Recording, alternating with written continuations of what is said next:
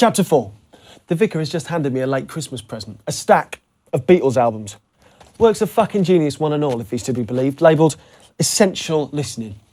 He's even made helpful suggestions about what order I should play them in. This trend has clearly got to be avoided. So, it's time for a new rule. Rule 7. No music by dead people.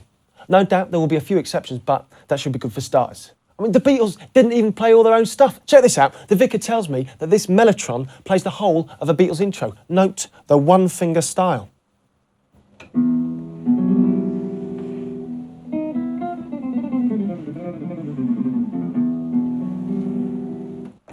So much for music gods. Anyway, back to our own little magical mystery tour. I keep hoping that I'll be able to jump forward a few days, but I must be careful not to get ahead of myself. There are a few more things that I should let you know about our first visit to West End Studios. Firstly, and most annoyingly, on his return to Studio 2, the Vicar somehow managed to invite Billy G to come and have dinner with him on his boat the following evening. I know, it's absurd. I almost died of embarrassment. Picture it. A fabulously wealthy, successful singer being asked to visit him on the Betsy, which can be best described as a floating council house. How can someone that intelligent not realise that when he says, "We could meet on my boat," it tends to conjure up the image of an expensive gin palace rather than a floating flagstone? How could she fail to be disgusted when she turns up? I tried my best to cough in the corner and shake my head at him, but the Vicar was, as usual, clearly in no mood to accept my advice. Anyway, that problem was for the future. On a brighter note, we also made an important discovery, worthy of a drum roll and a loud bish bish on my best Zildjian cymbals. Endorsements gratefully accepted.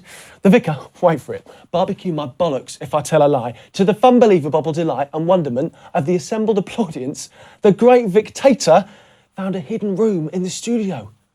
A veritable priest hole, in fact. It was next door to the machine room, a small booth shut off from the main control room by sliding glass doors, probably intended for vocal overdubs. Not much of a priest hole or hidden room, you're probably thinking, but bear with me. On this recording, the booth had been used by the bass guitarist to house his amplifiers. Each stood in the control room to play his part, while his amplifiers were no doubt turned up to deafening levels inside the little booth. None of this was unusual, an average rock and roll day. But what was most strange was the positioning of the amplifiers in the little booth. He'd built a huge stack, about 7 foot tall, with 2 speakers, one on top of the other, and placed it just to the right of the sliding doors, sticking out from the wall. I'd love to draw you a diagram, but that would be cheating. Grown-up stories don't have pictures. So, punksters, it's down to you to use your imaginations. Imagine that you open the door, the sliding doors, and there, on your right, are the amplifiers, looking as if they were up against the wall.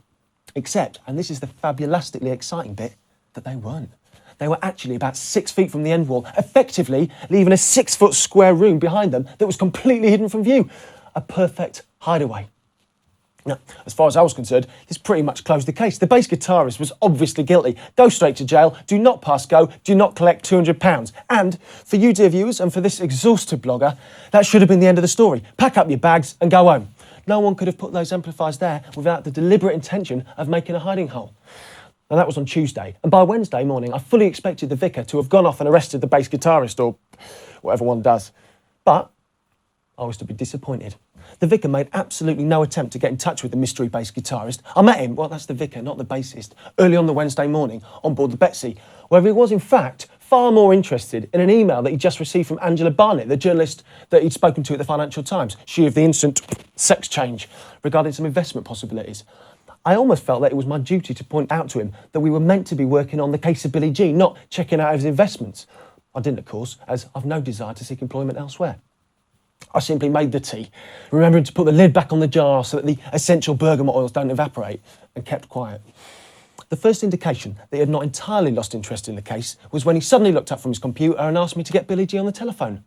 Well, how am I meant to do that? I asked, pathetically. The Vicar looked at me despairingly. You are allowed to work from your own initiative, you know. The job description did not say, must leave brain at home and have no original thoughts while at work. He paused as it became apparent that I still had no idea how to get Billy G's number. Such as telephoning the studio where she records, he added painfully slowly, as if despairing of a child that can't learn a simple task. He continued poring over his email while I spoke to the studio and eventually persuaded Ben to part with Billy G's home number. Not a mean feat, as such things are normally guarded more closely than the crown jewels or the age at which you finally managed to dispose of your unwanted virginity, as opposed to the generally and greatly enhanced fictitious versions.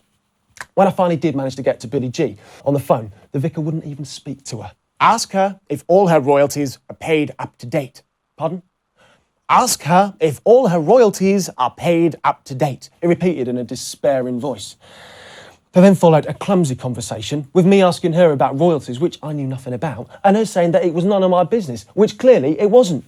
The vicar remained an amused spectator, merely repeating, "Tell her I need to know if all her royalties are paid up to date." Until finally Billy G took pity on me and admitting that she was 2 periods late. We're talking accounting periods here, not menstrual cycles. But then you knew that. She explained that Breamore had taken out business loans on her behalf to cover her until they were paid. "Good," said the vicar, still seemingly very distracted and tapping away on his computer. "You can put the telephone down now," he added when he noticed I hadn't rung off. "Blow the lovely lady a kiss. We cannot sit on the telephone all day, fine invention though it is. Nosy, nosy grindstone." I apologised to Billy G for disturbing her and rang off. The vicar was becoming increasingly animated. "We have no time for pleasantries. Time is fleeting," he said, still staring at the computer. "I have a plane to catch, to Edinburgh. There are 2 flights still available, one from Heathrow and one from Gatwick. The Gatwick flight leaves a little sooner, but Gatwick." He shook his whole body as if suffering from a fever. "Such a proletarian departure point, full of screaming children and discarded cigarettes. Heathrow it will have to be." I assume he was on some travel website as he clicked on the mouse as he made his decision. "As Richard is going to pay personally, it may as well be first class," he went on, "if they do such things on short flights. No point in sitting next to the great unwashed if you do not have to. Club Europe, a wider seat and a free glass of champagne. That should ease the pain. And even a free copy of the Financial Times, if my luck holds." He clicked on the screen again and began to pack up his laptop computer.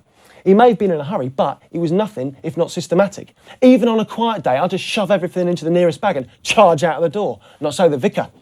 He placed the laptop carefully into his carry case, wrapped the cables neatly, complete with cable ties, and put it equally carefully into a small bag that he kept for the purposes.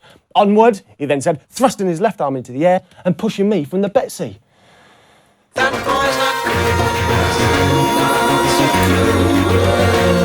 He's got ears the size of diamonds, broken nose and a twisted face, with a voice that...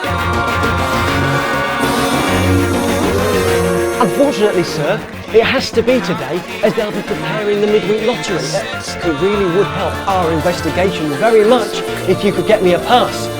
I thought that I slipped in the phrase "our investigation" most professionally, but he was having none of it. "My God," she yelled, "just where do you get off? Thank you so much for the insult. If you were a burglar in my house, I would happily grab a kitchen knife and hack you into little pieces and then feed you to the cat. I'm looking For Kevin, I know.